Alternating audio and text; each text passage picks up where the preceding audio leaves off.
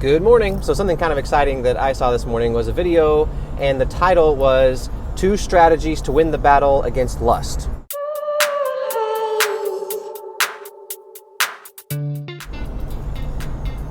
So I will definitely link that video in the description here because he definitely goes way more in depth than what I'm going to. But the main concept was that there are 2 strategies, 2 pieces, I guess, to the puzzle of resisting lust. And the 2 pieces are resistance and reception.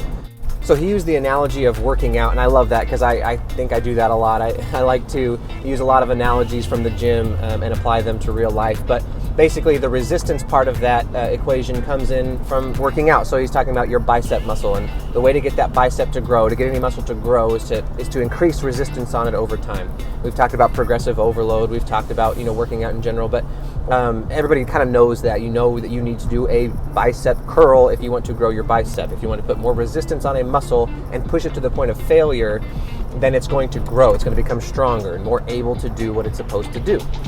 So then that's the resistance piece, but then there's this reception piece, and he uses the analogy of eating. So you need to rest properly, you need to eat properly for the gym. Again, to grow a muscle, it needs the right ingredients, it needs the right pieces to fill in and help it to grow.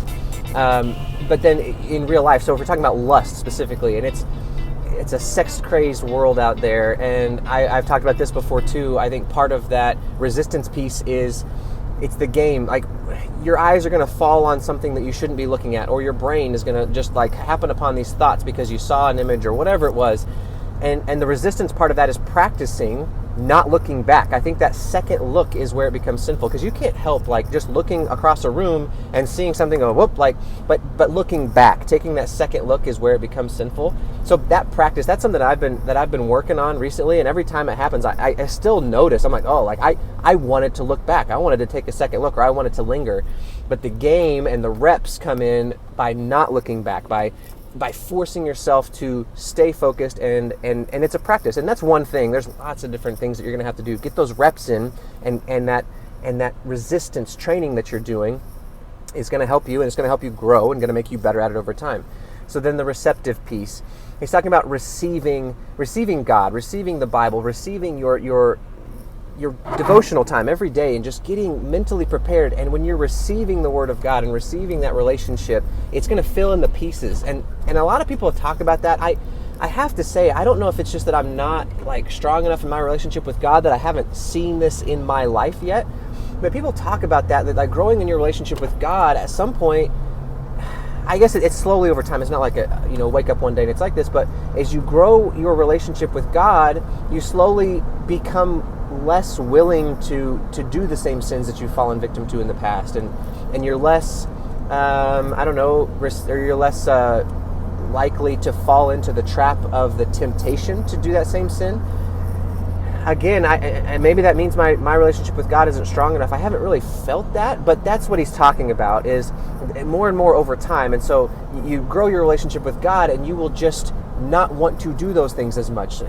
He will work on you, and he will help grow those muscles. So you work on the reps, you receive God's nutrients to grow that same muscle, and basically you're growing the muscle of anti-lust. And it's tough. That's a big piece. That's a huge passion of mine.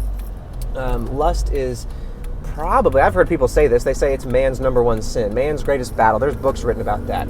Every man's battle, I'm pretty sure. But lust, porn, it's a big deal.